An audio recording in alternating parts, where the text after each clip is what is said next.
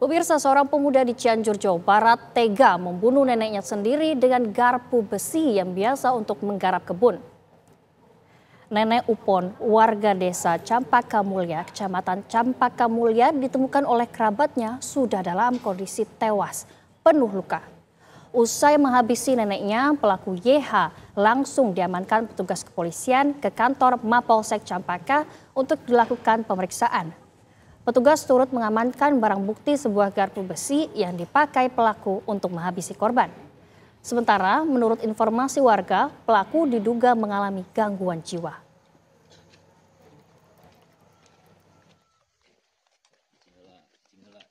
Menggunakan garpu besar, garpu yang digunakan untuk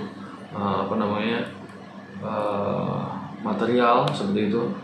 Dan setelah ada laporan masyarakat tersebut, tentunya dari pihak Polsek Cempaka dan Piket Unit Satreskrim Polres Cianjur langsung ke TKP.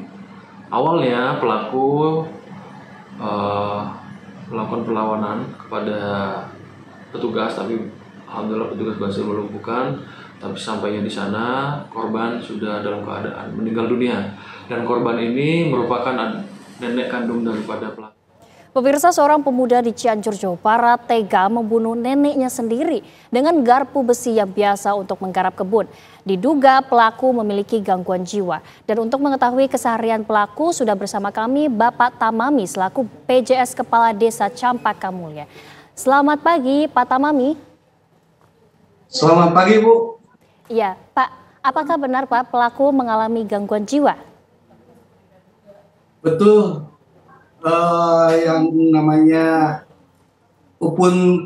namanya Yusuf Hidayat itu mengalami gangguan jiwa selama 8 bulan, Bu. Lalu bagaimana dengan keseharian pelaku, Pak? Apakah pelaku pernah mengamuk sebelumnya?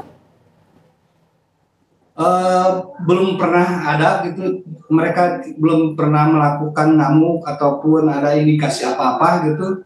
Tidak, makanya masyarakat ataupun keluarga juga tidak mengkhawatirkan kepada pelaku yang namanya Yusuf tersebut, Bu.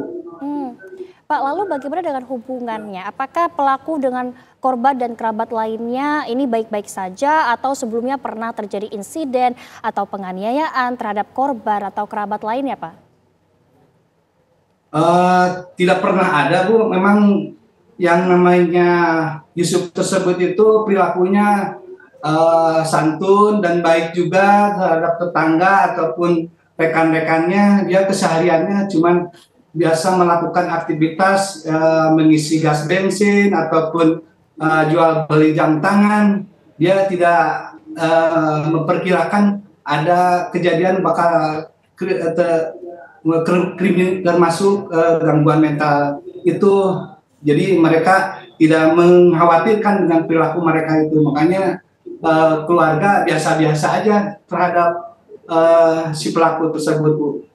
Baik, Pak Tamami, ini kan tadi Bapak sempat bilang pelaku ini mengalami gangguan jiwa selama kurang lebih 8 bulan. Apakah selama 8 bulan tersebut pelaku ini fisiknya terlihat sehat dan kemudian apakah sempat dibawa berobat, Pak, sebelumnya? Sebetulnya belum pernah dibawa ke rumah sakit jiwa ataupun ke puskesmas. Dia tuh ditanya sama keluarganya cuman beli obat biasa-biasa aja, katanya buat obat penenang, beli sendiri gitu, Bu, keluarganya. Kalau memang pernah gitu, Pak RT juga takut mengkhawatirkan barangkali gitu mau dibawa ke rumah sakit jiwa, tapi ternyata keluarga juga tidak mengkhawatirkan, makanya biasa-biasa aja gitu. Baik Pak Tamami, selama 8 bulan pelaku ini mengalami gangguan jiwa, apakah pelaku juga tetap bersosialisasi dengan warga, dengan kerabat seperti biasa, Pak? Selama 8 bulan mereka itu mengurung diri, Bu, tidak pernah komunikasi dengan keluarga ataupun dengan tetangga gitu, Bu. Pak, kalau boleh tahu ini alasan pelaku kemudian menusuk neneknya ini apa, Pak? Ya mungkin dia gangguan mental dalam mungkin dari dalam satu sisi uh, uh, dari perekonomian mungkin Bu. Tapi sebelumnya hubungan dengan neneknya ini tidak ada masalah, Pak? Tidak ada, tidak pernah. Dia itu santun dan baik terhadap keluarganya. Lalu bagaimana Pak? Kan tadi Bapak sempat bilang bahwa tidak pernah dibawa untuk dicekkan. Lalu bagaimana keluarga mengetahui bahwa pelaku ini mengalami gangguan jiwa, Pak? Justru keluarga itu memperkirakan kepada yang namanya Yusuf itu gangguan mental termasuk ODGJ, yang namanya ODGJ. Dia itu tidak pernah dibawa ke rumah sakit itu, dia tidak mengkhawatirkan nggak melakukan suatu kriminal yang namanya membunuh nenek itu secara tiba-tiba aja mungkin Bu gitu. Pada saat kejadian penusukan tersebut ada berapa orang Pak di rumah? Di rumah cuma neneknya sama pelaku. Anggota keluarga lainnya sedang kemana? Ya kalau jam 12 malam kan tidur Bu, ya ada di rumahnya masing-masing. Berarti memang sehari-hari pelaku ini tinggal bersama neneknya saja, Pak? Betul. Orang tuanya pelaku di mana, Pak?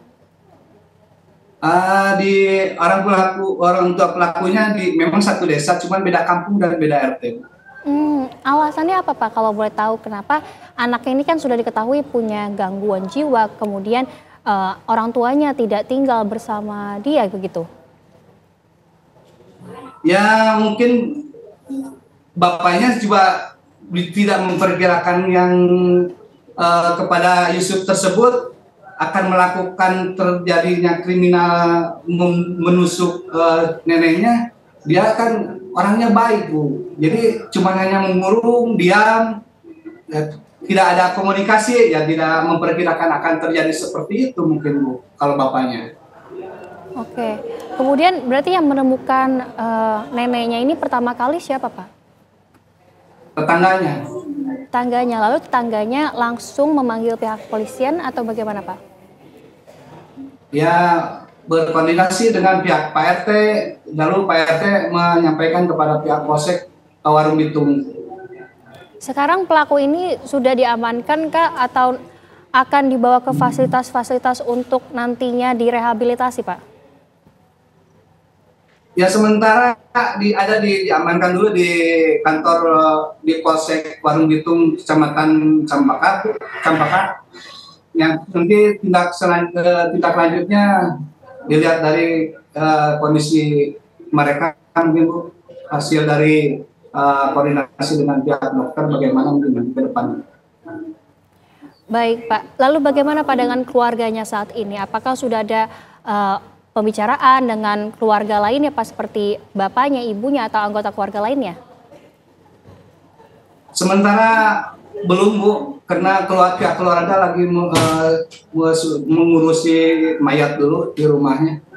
Baik Pak Tamami, terima kasih banyak Pak atas waktunya di pagi hari ini. Selamat pagi Pak.